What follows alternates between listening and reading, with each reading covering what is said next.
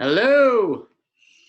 We got three people, Mr. Philippe and Derek Richards. Welcome. We're about to get started here.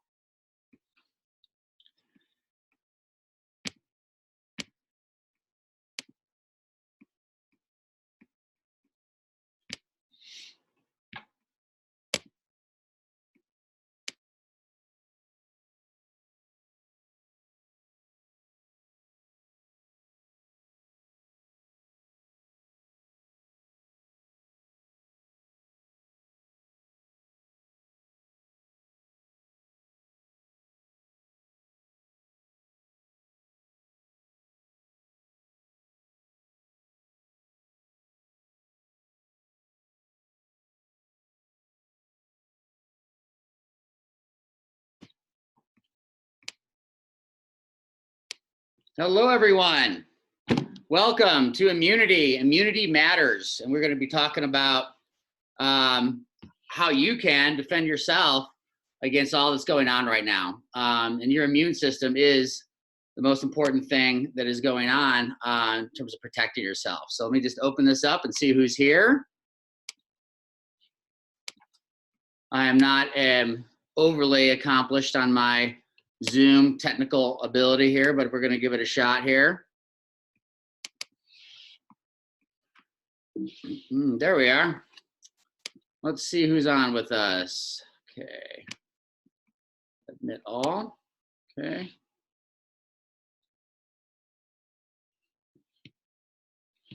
All right.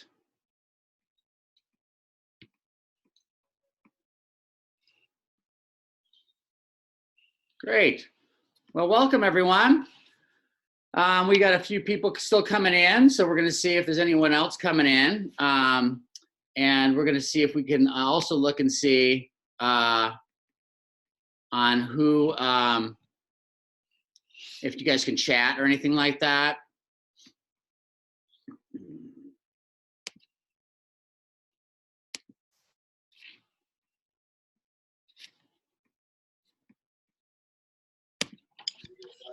So I unmuted all of you. If anyone wants to do a shout out and say hello this evening. Good afternoon, doctor, and everybody. Hello, Philippe. How are you doing? Good, thanks. Good. Welcome. Nice haircut. Thank you. Appreciate that. All right. Well, I'll just get started here with the people that we have here. We're expecting a few more, but we'll just go ahead and get started. And appreciate you all being here. As team play goes this evening, you are more than welcome to play with any family members. I think that's, is that correct, Gene? I think Lopez is coming to me. What?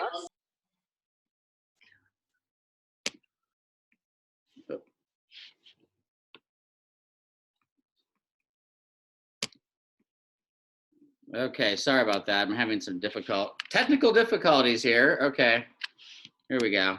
Let's try this again. All right, we're going to start the talk on immunity here then. And so as we go through this, most people aren't looking at that word immunity. And it does matter because as we look at immunity, it's how your body fights infection, and what's inside matters. And so that's exactly we're gonna go through here. Okay. And as we begin, we introduce this as that chiropractic can be a very key part in boosting your immunity.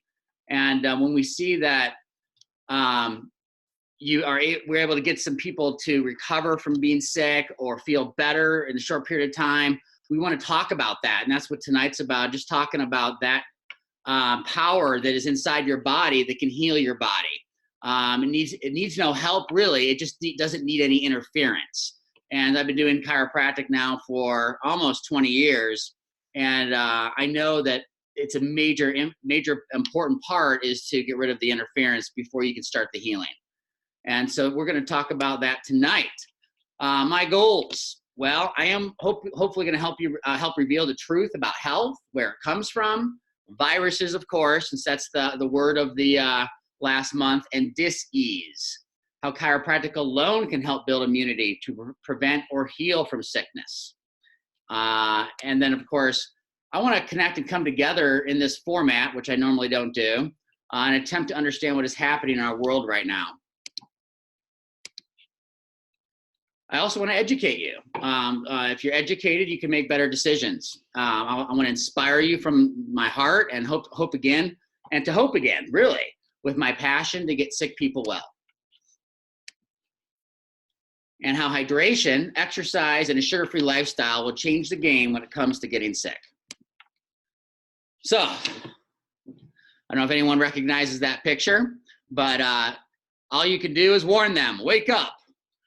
If they don't listen, move on so you can warn others. Yes, I believe that was Paul Revere warning people during the Revolutionary War here. And so it's just that idea of wake up to whatever you can wake up to and make better decisions and see a different reality happen. The agenda tonight, what is fear? We're going to talk about that. What is health? What is health? Sorry. And how can you trust it? What will take care of you and your family? Does a mask make you healthier? Why bother focusing on your immunity? And what can you do now? There you are. All right. Hi, Philippe there. Okay, see you both in the picture there. Hi, Deborah. Okay. And so why bother focusing on your immunity is tonight. I wanted to see the picture who was all here with us tonight. And we're going to answer these questions tonight. I'm going to go through and answer each and every one of these questions as best as I can. And the final one is, what can you do now, of course. And so when we look at fear, it's a scary thing. And when we look at fear, we can define fear as an acronym, actually. And as we look at fear, what does it mean? Well, I've heard this acronym. I don't know if anyone else has heard this. False evidence appearing real. There you go, smaller, okay. And we get scared because we don't know what's happening. And we come up with a lot of theories or a lot of things. And really, if we're scared, it could be false evidence appearing real that we're all really sick right now. And perhaps we are, but there's a lot of fear out there going on right now. I prefer this one: face everything and rise, and rise above where we're at instead of just being stuck in fear mode. Faith is bigger than fear. I like that one. Someone help me with that picture. I think it's a good one. And scrolling down that, Alex. So this one I also got from a gentleman who was posting on Facebook and posting some pretty controversial things, as there probably are in this day and age, controversial things, excuse me. Everybody needs to do their own research. That line's important. You could say this webinar is just a starting point. I don't expect you to believe everything. I do expect you to research and try to put the pieces together for yourself. I'm not a teacher, I'm an awakener. And really, when I do a chiropractic adjustment, waking the body up is such a powerful thing for people. And hopefully a little wake up can happen.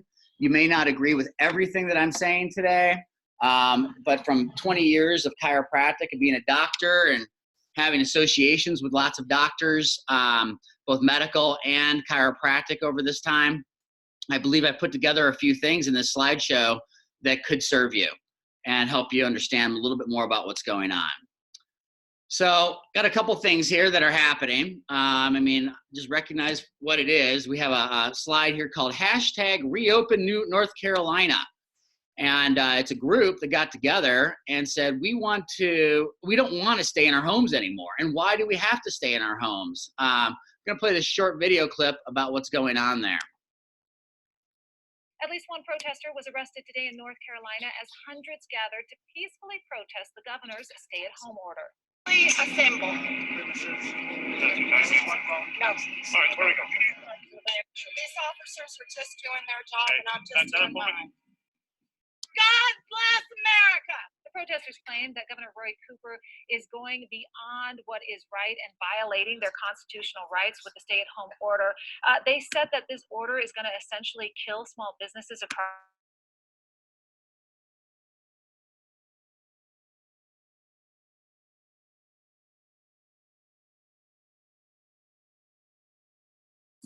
As a show of protest to the stay-at-home order. Can everybody hear this okay? Okay. The protest was organized by a Facebook group called Reopen NC. The group had 26,000 followers as of this morning. They think that people should be able to make their own decisions when it comes to staying at home. And they also say that the testing for the coronavirus is completely inaccurate, and they question what they call the suspicious death count as it pertains to the coronavirus. As officers showed up and arrived at this peaceful protest and started to disperse the people, they told people there that they were in violation of an executive order, and if they did not leave, they would be arrested. And therefore, because this is not essential, protesting is not essential, that if I don't leave, you will arrest me. Okay, I think we got that there. And we're not going to play it again. At least one protester. Okay, here we go. Let's go to the next slide. Okay, it's been a crazy day around here.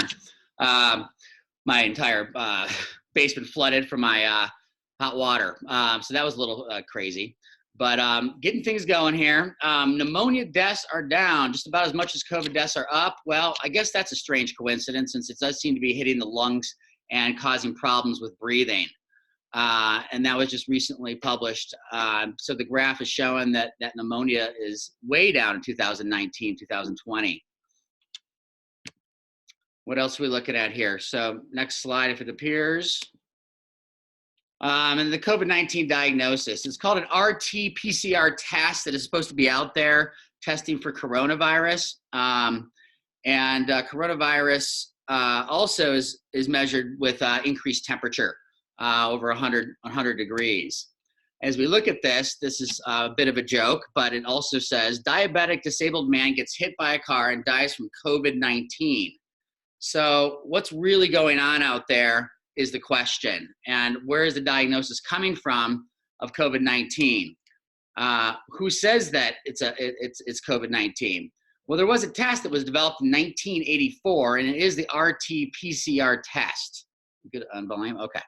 And the test was never designed to diagnose infectious diseases.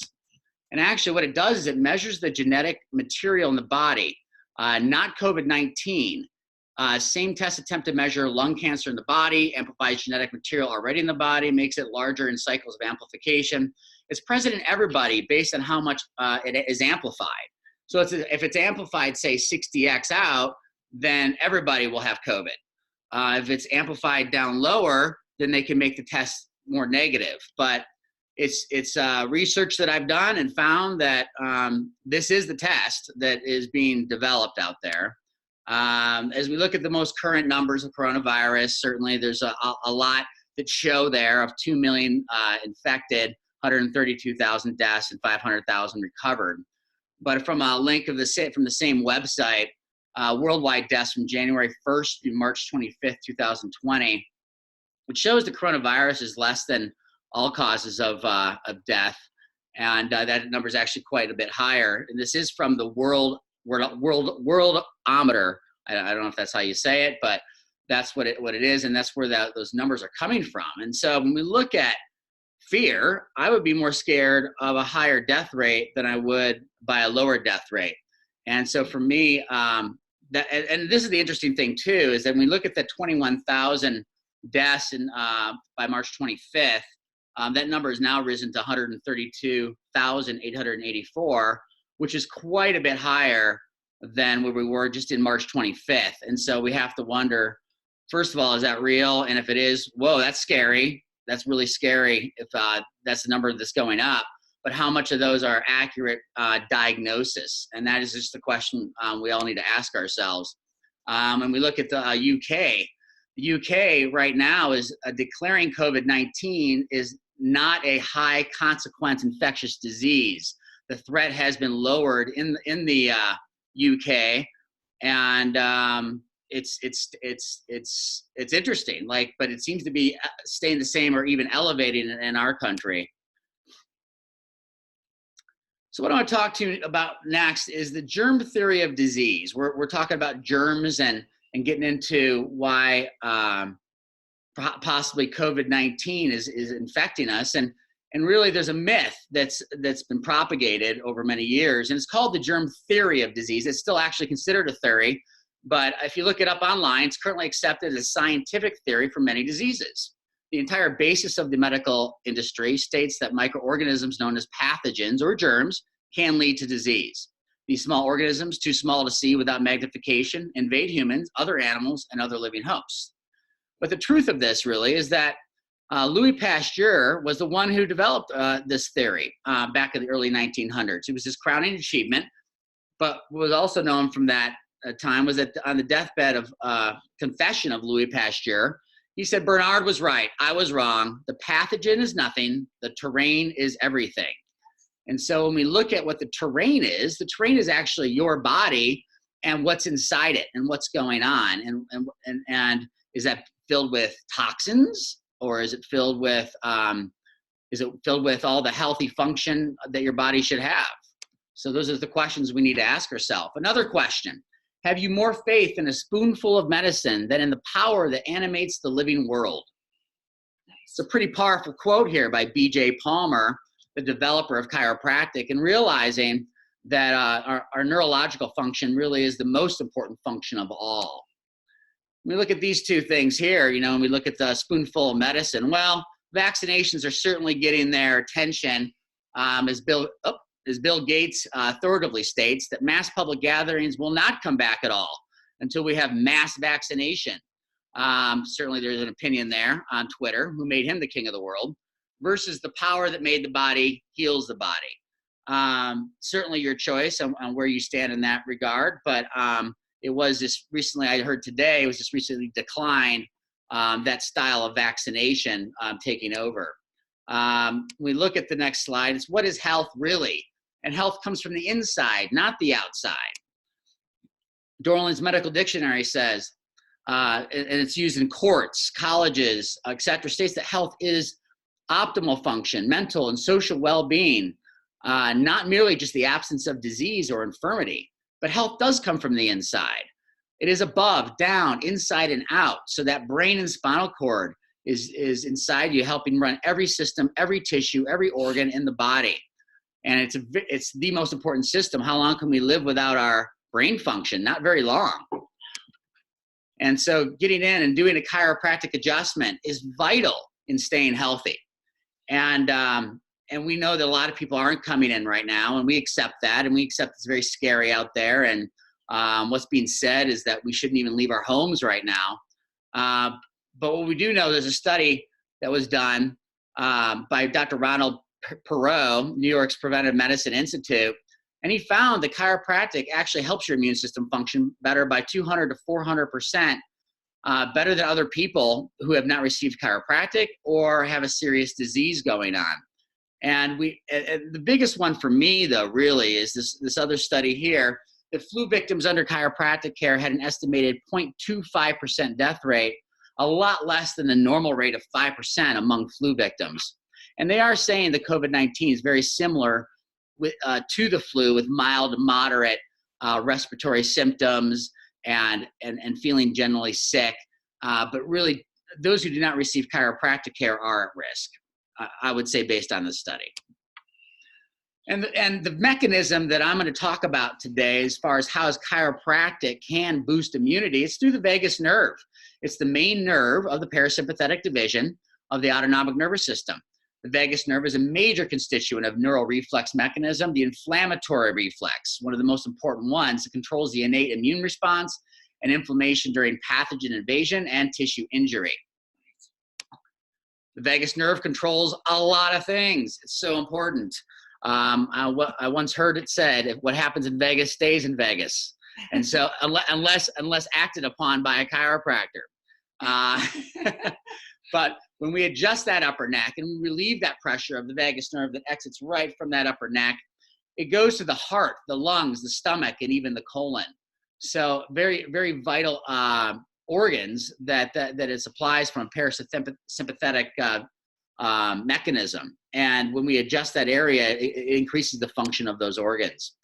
There's another thing I want to talk to you about today, though, and it's called the neuro-emotional technique, neuro-emotional complex. Some of you may have received it in the that are here with me today, and that complex can arrive when we see that people have. Sorry, I'm clicking on stuff here. Okay, and it can arise when people have traumas, emotional, subconscious traumas. And something interesting to think about, and in this technique of neuroemotional technique, we see that lungs actually are associated with grief or even loss. Lung symptoms are very real for people that the COVID-19 is saying, but I'm relating it to a little bit of a different thing, and I'm relating it to a sadness or a mourning of a world shut down. We're not having any contact with people, supposedly. We're not able to leave our homes. Even a lady across the street here from me was saying that she's following through with all this, and it's very hard on her emotionally.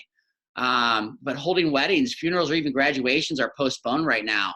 All sporting events. It's a bit of a loss of our former world, for sure. And from the book Death and Dying, Elizabeth Roth identified actually 5 stages of dying, but there was a 6th bonus one.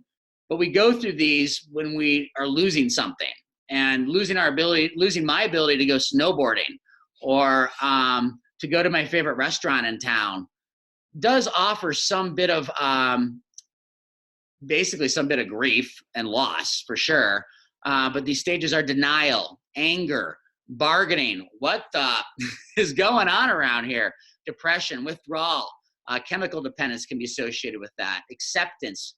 But you push that out even further. I think where I'm at right now really is in the 6th stage, finding meaning where we're at right now, finding meaning in our collective grief of the loss of a world that once was without masks, and tape on the floor, and plexiglass interrupting us or interfering with us from our cashier at any of the grocery stores. And it's like, where can I find meaning in all this? And what can I do myself to gain control in this difficult time?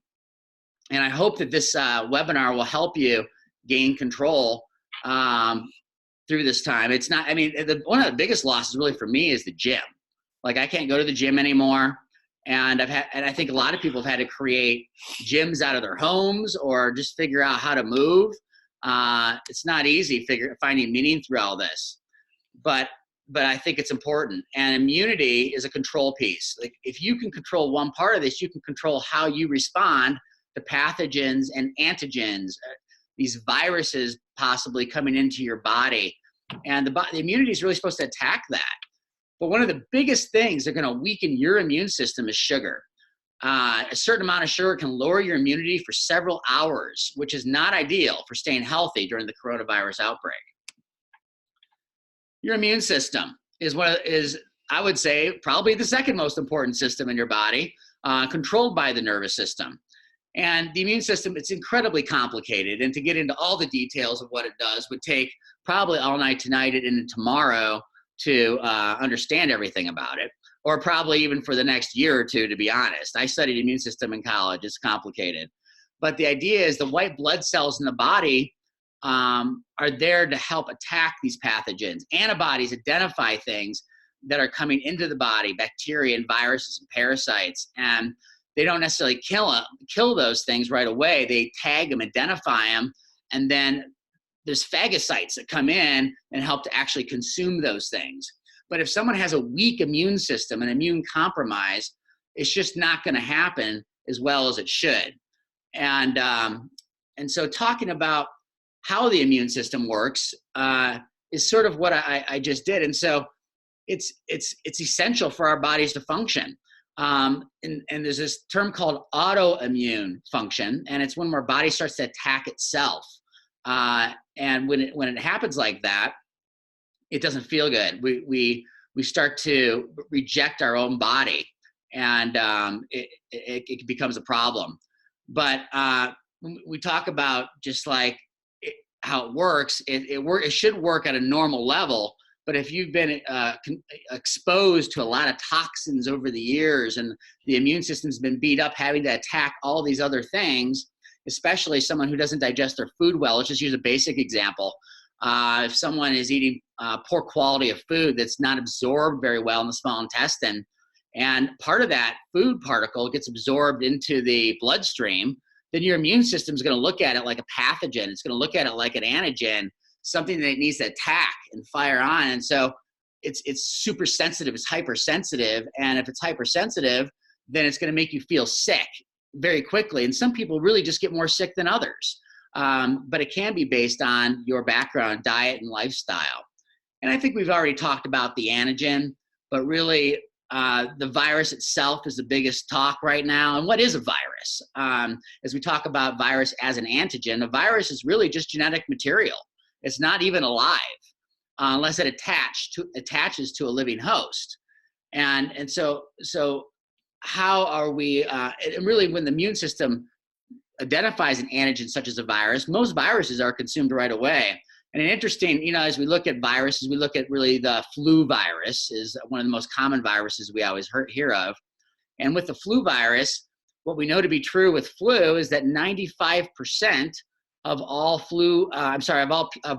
people that get sick from the flu, it's really more of an influenza-like illness and not even really the actual influenza.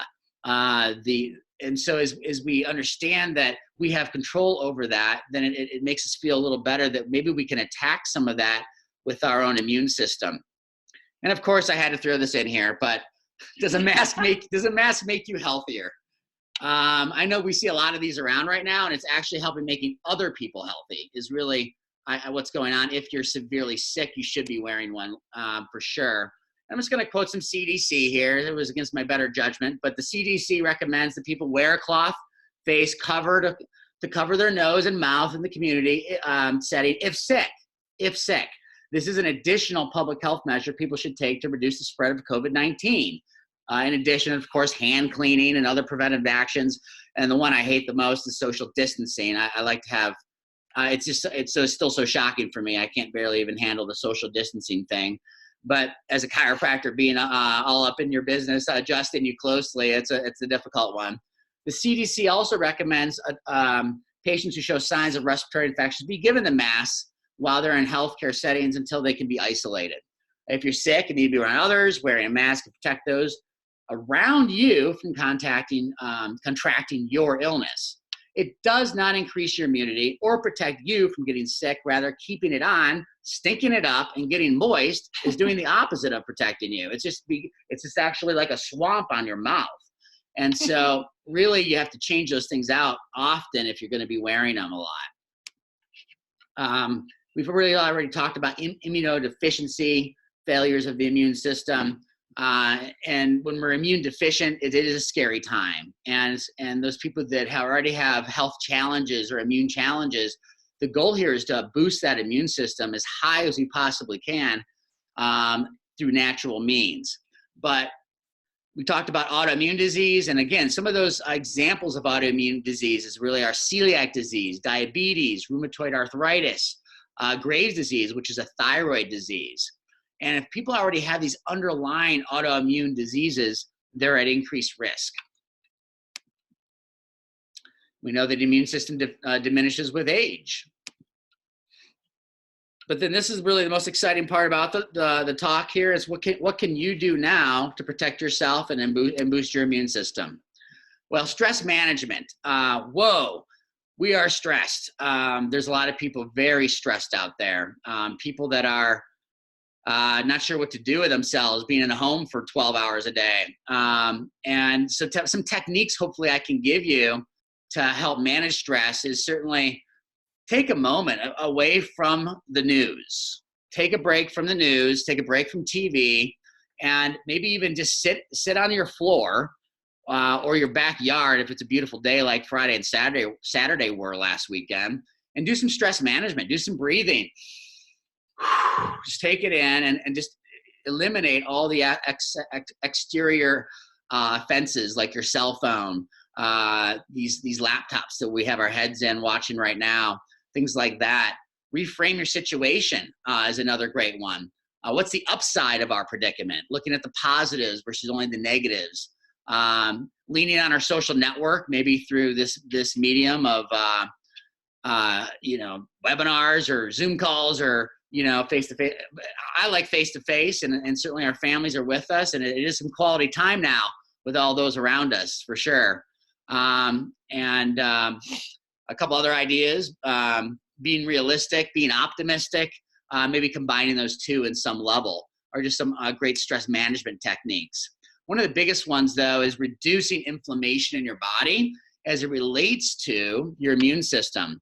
And an overactive immune system, or one in which it's attacking the body, making you feel sick, can be due in large part to the level of inflammation that you do have in your body. And obviously, like if we have, I just did this the other day, actually hit my knee on the car door getting in. It was so painful. I just breathing.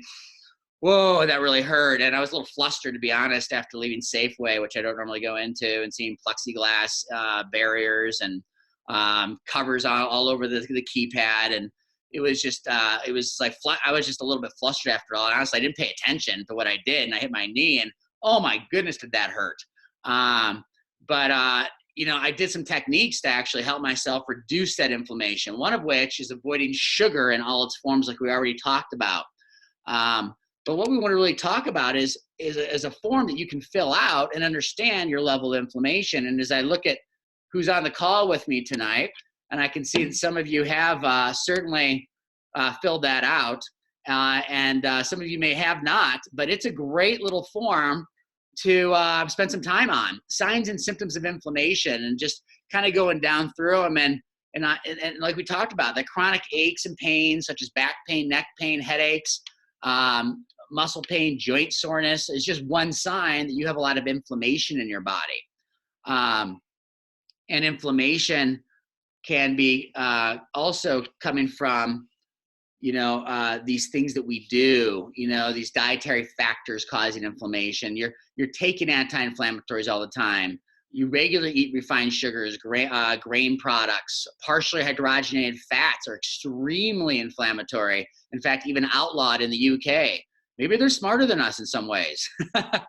But the idea is we do these tests at the office, these metabolic syndrome markers, which is a fasting blood sugar.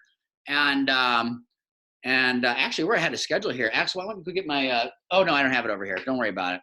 Alex is with me tonight, and she can do a little say hello here. Hi.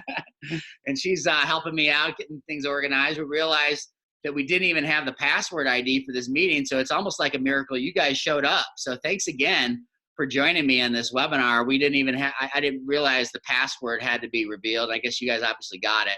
So thanks for figuring that out. But yeah, blood glucose, number one. And 12-hour fast. I do just a little test kit I bought for $50 online, Amazon, and you can just take a blood glucose, and if it's less than 100, you're pretty good to go. But if you're hovering over like 110, 120, you're in pre-diabetic state, and really diabetes is one of the greatest risks to immune compromise. The other two that I do a little more fancy are your heart numbers, sort of, you could say, triglycerides and HDL cholesterol. Blood pressure should be less than 130 over 130 over 85. Body mass index and waist circumference are things, all these things you can do at home and measure yourself and understand what's your level of inflammation as it relates to a risk factor of you even getting sick. But a pH level is a really important one.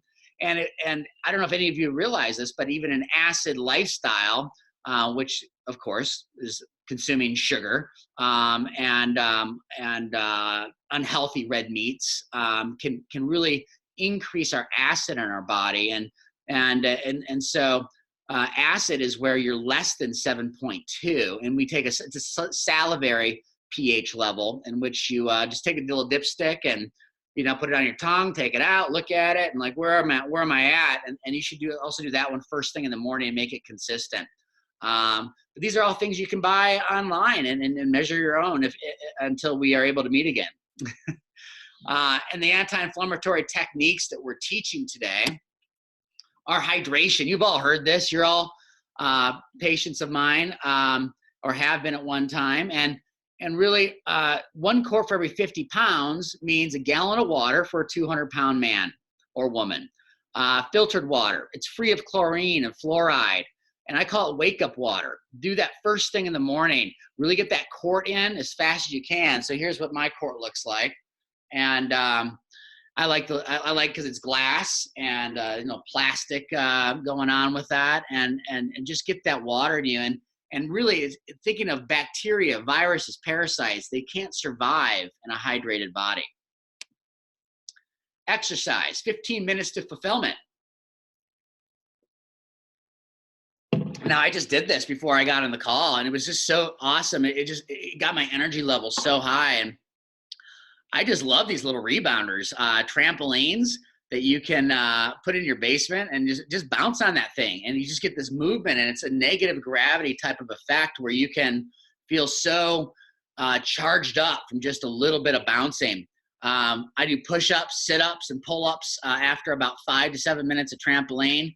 And in 15 minutes, I have a complete state change. And there's a concept to movement, and it's motion is emotion. And if we move more, we feel more. If we move better, we feel better. And so thinking of how important these two could be to start your day, it's a game changer. And of course, we already talked about sugar, and I've hammered that one a lot. But people who are, in the grocery stores, wearing the masks, washing their hands, yet filling their cart up with cupcakes or